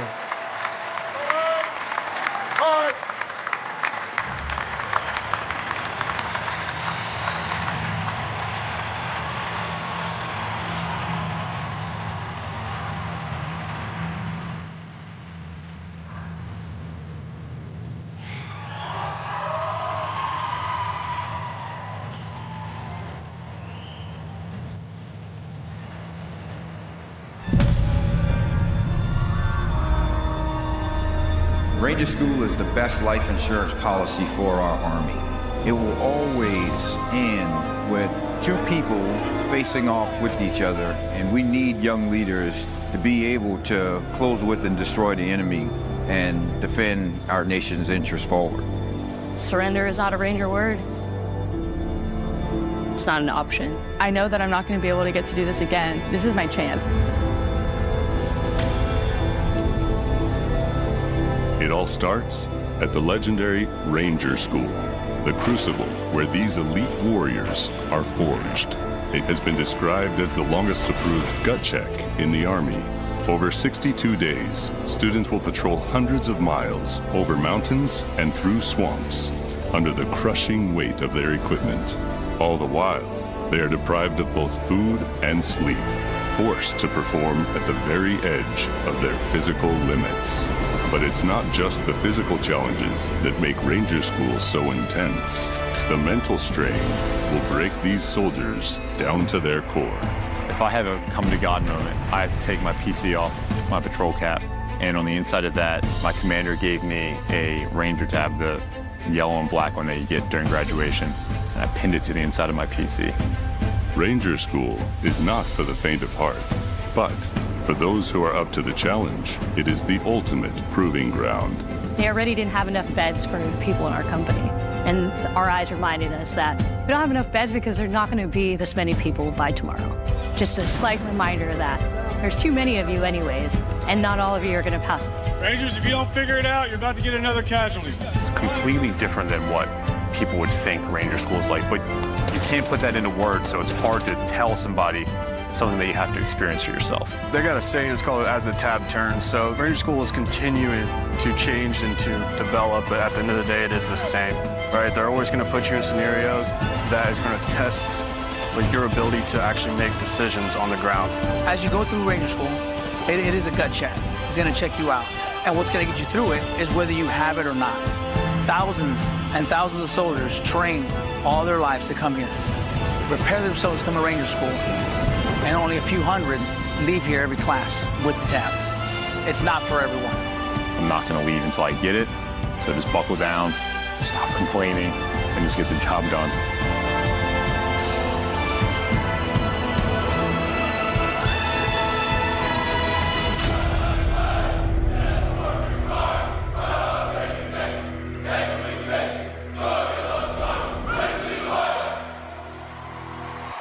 Please welcome country music sensation and proud supporter of our troops, Warren Ziders.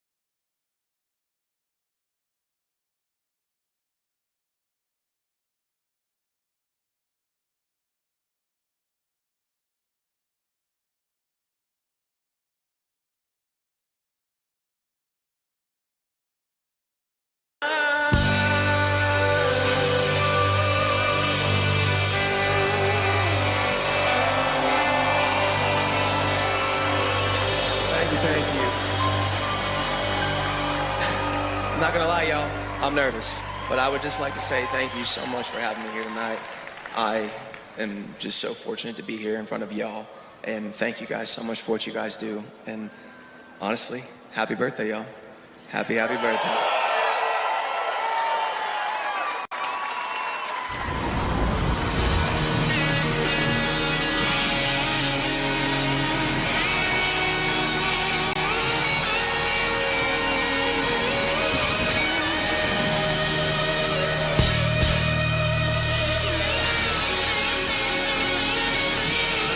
This next song was loved by y'all, so if you know the words, please sing along. This song's called Ride the Lightning, y'all.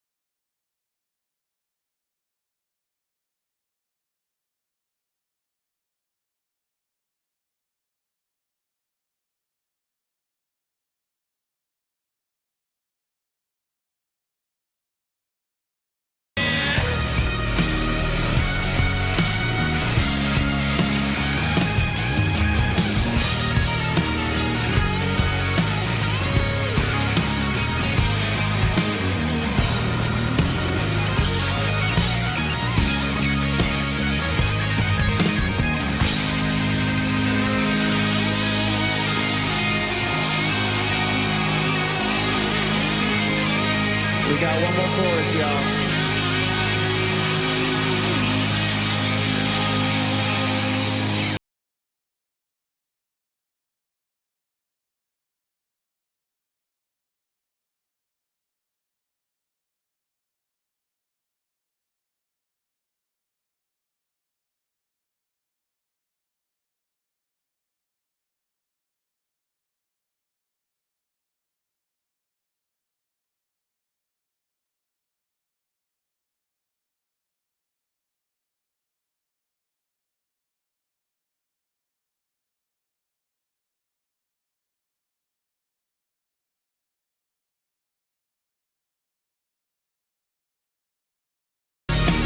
Ladies and gentlemen, everybody here, everybody that has attended tonight, I just want to say thank you so much. And I'll leave y'all with this. I'm Warren Zatters, y'all. Thanks for having me.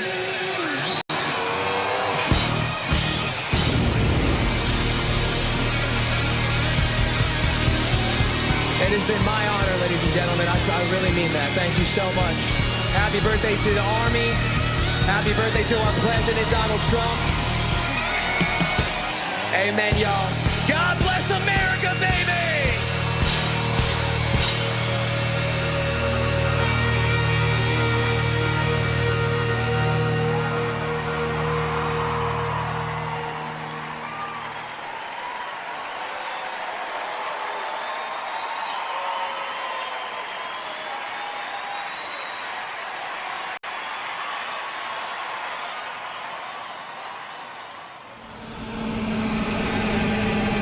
This week we honor 250 years of valor and glory and triumph by the greatest fighting force ever to walk the face of the earth, the United States Army.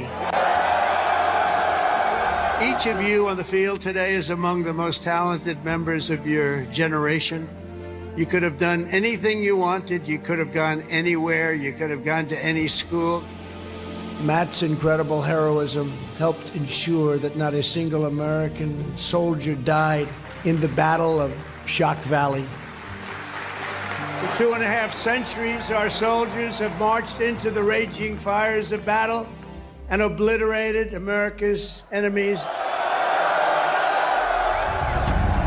The dignity, daring, and devotion of the American military is unrivaled anywhere in history and any place in the world.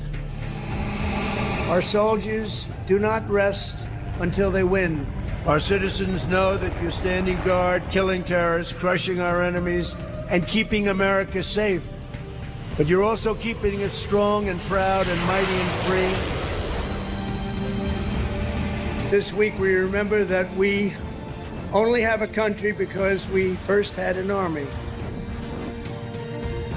As President of the United States, let me express my undying gratitude for every soldier here today, for every veteran and their incredible families, and for every patriot who has worn the uniform. Our debt to you is infinite and everlasting. With the grace of God, America will always prevail.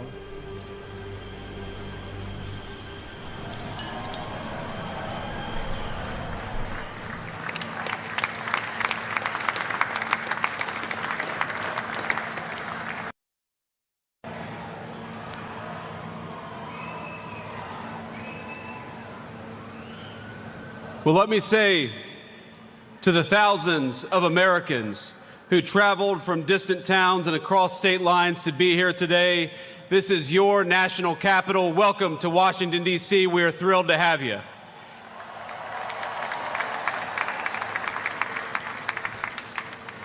This evening, as we celebrate the 250th anniversary of the United States Army, the oldest branch of the greatest fighting force ever known to man, I want to say to all the soldiers all across our nation's capital and all across the world, happy birthday, soldiers. We're proud of you.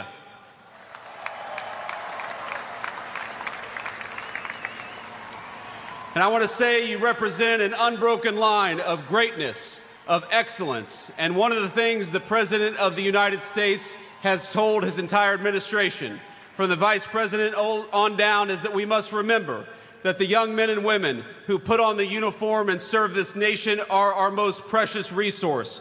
We must honor them, we must respect them, we must fight for them, and that's exactly what the Trump administration aims to do every single day.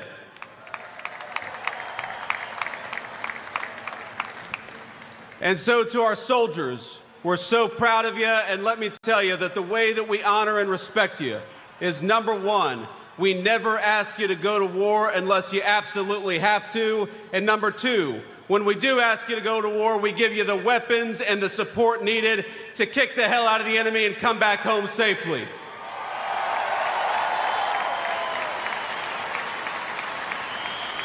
Now, I know I am the last thing standing between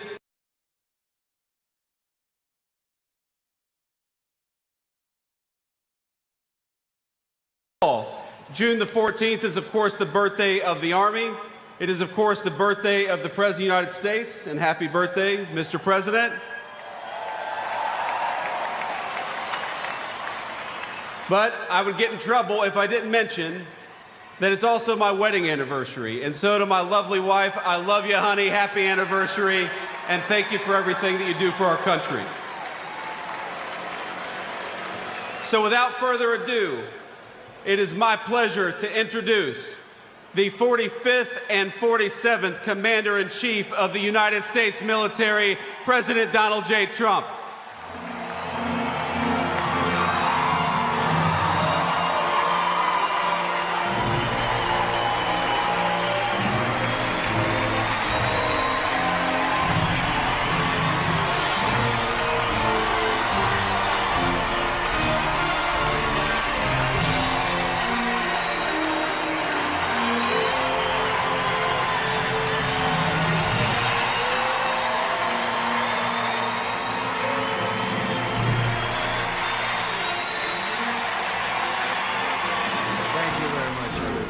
Thank you to Vice President Vance, and thank you to our wonderful First Lady, and above all, thank you to the greatest, fiercest, and bravest fighting force ever to stride the face of this earth, the United States Army. Thank you very much. Because the Army keeps us free, you make us strong, and tonight, you have made all Americans very proud. They're watching from all over the world, actually. Made them all very proud. Every other country celebrates their victories. It's about time America did too. That's what we're doing tonight. And watching this magnificent display, our souls are filled with gratitude for every generation of warriors who have worn the uniform all the way back to the very beginning. So to every veteran across our land, and right here in our nation's capital, including 6 recipients of the Congressional Medal of Honor, we love you, we honor you, and we salute your noble service to our flag and to our country. As we celebrate tonight, we also think of the hundreds of thousands of Army soldiers who have made the supreme sacrifice for our nation and selflessly laid down their lives in every war, from the Revolution to the War on Terror. To the Gold Star families with us today, the courage of your heroes is the bedrock on which our entire nation stands. We thank you. Yes, we thank you. Today we commemorate an event that did not just change American history, but changed the history of the entire world. With the creation of America's Army on June 14th, 1775, liberty got its shield and the freedom got its sword. Those first Army patriots in the American Revolution fought against a fearsome enemy and impossible odds, but they were armed with a righteous cause. They were led by an indomitable commander, a truly great man, General George Washington, and they were united by an eternal creed. Their motto was victory or death. Over the past 2.5 centuries, our warriors have shown unrivaled valor on fields of battle around the globe. With the frostbitten feet and bloody fist, they have marched into the flames and fury of combat, charged up mountains, stormed beaches, waded through torrents of gunfire, and leapt into skies thick with smoke and shrapnel. The U.S. Army has driven bayonets into the heart of sinister empires, crushed the ambitions of evil tyrants. Beneath the threads of American tanks, it's done so well, it's done so much, and sent the devil himself flying into full retreat. Time and again, America's enemies have learned that if you threaten the American people, our soldiers are coming for you. Your defeat will be certain, your demise will be final, and your downfall will be total and complete.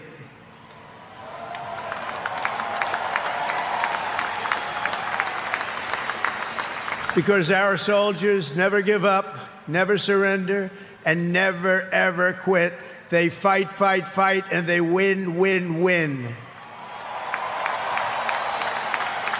And that's why no institution in history has entered more names into the roster of American heroes than the U.S. Army, the Congressional Medal of Honor, more than anyone or anything. There was Mad Anthony Wayne asked by George Washington to lead a daring midnight raid up the cliffs of Stony Point with unloaded muskets and only their bayonets to fight the redcoats. Mad Anthony replied, "Issue the order, sir, and I will storm into hell for you." Then there was the Civil War general, John Corse, shot in the face in combat. He fired off a message to his commander: "I am short a cheekbone and one ear, but I am able to whip the hell out of all of them." He stayed on the front lines, it seemed forever. In World War II, there was the great Creighton Abrams, besieged on all sides by the Nazis at the Battle of the Bulge. He boldly proclaimed, "They've got us surrounded again, the poor bastards." This is the fighting spirit and unyielding force of the U.S. Army. It has never changed, and it will never, ever change, because there is no earthly force more powerful than the brave heart of a U.S. infantryman or an Army Ranger, paratrooper, or Green Beret. They are the best, they are the finest. From Bunker Hill to San Juan Hill, from Gettysburg to Guadalcanal, from Yorktown to Shiloh, and from the trenches of the Argonne to the mountains of Afghanistan, the Army has forged a legacy of unmatched courage, untold sacrifice, and unequaled and undying glory. Our soldiers have poured out their blood by the bucketful on Missionary Ridge and Heartbreak Ridge, on the sands of Sicily, Normandy, and the Philippines, and on the dusty streets of Da Nang, Baghdad, and Fallujah. Thanks to their extraordinary service and devotion, 250 years later, America stands tall, America stands proud, and America stands free. We're the hottest country in the world right now, and our country will soon be greater and stronger than ever before.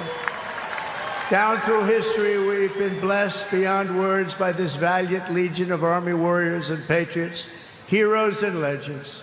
And tonight we affirm with unwavering certainty that in the years ahead and in every generation hence, whenever duty calls and whatever danger comes, the American soldier will be there.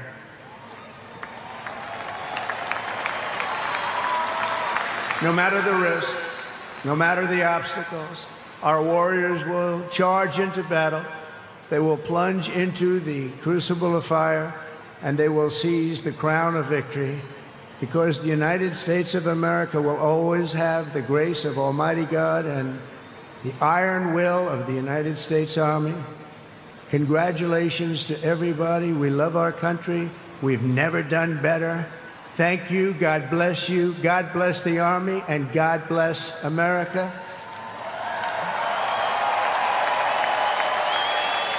And now I'd like to ask our great First Lady to join me at the podium. Thank you very much, everybody.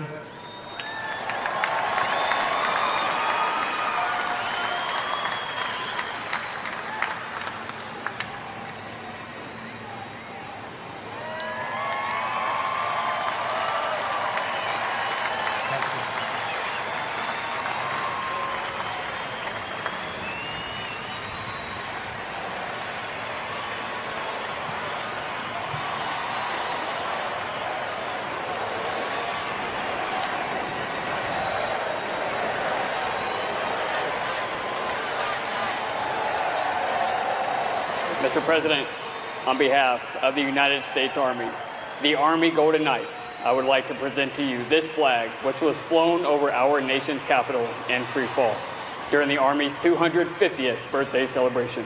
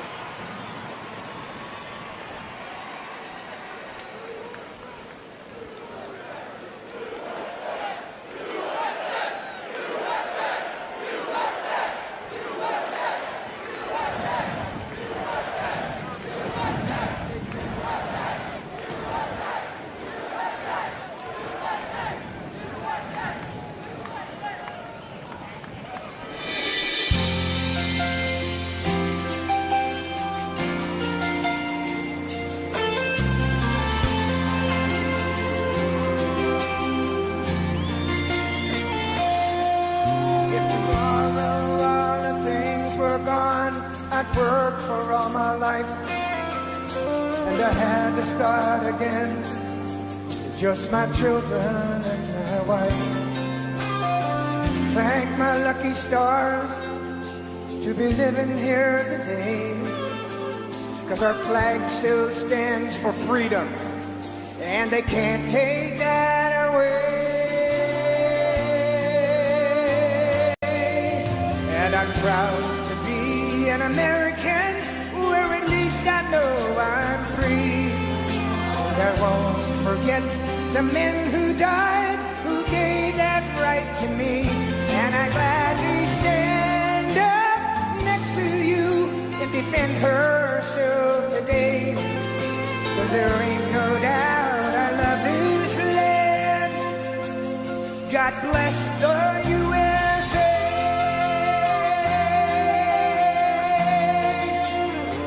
Happy birthday, Mr. President.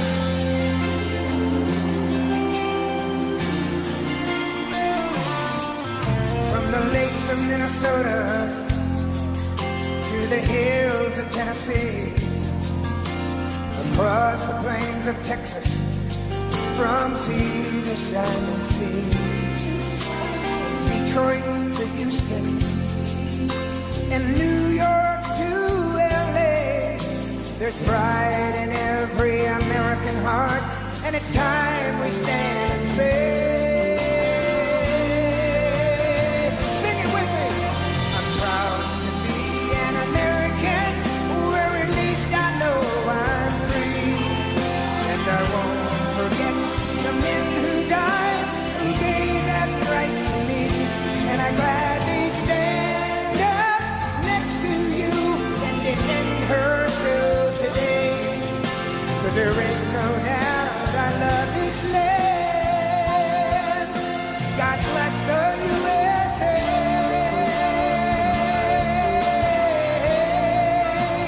Light up your cell phone. And I'm proud to be an American, where at least I know I'm free. And I won't forget the men who died, who gave that right to me. And I gladly stand up next to you and defend her still today. 'Cause there ain't no doubt I love this land. God bless the USA.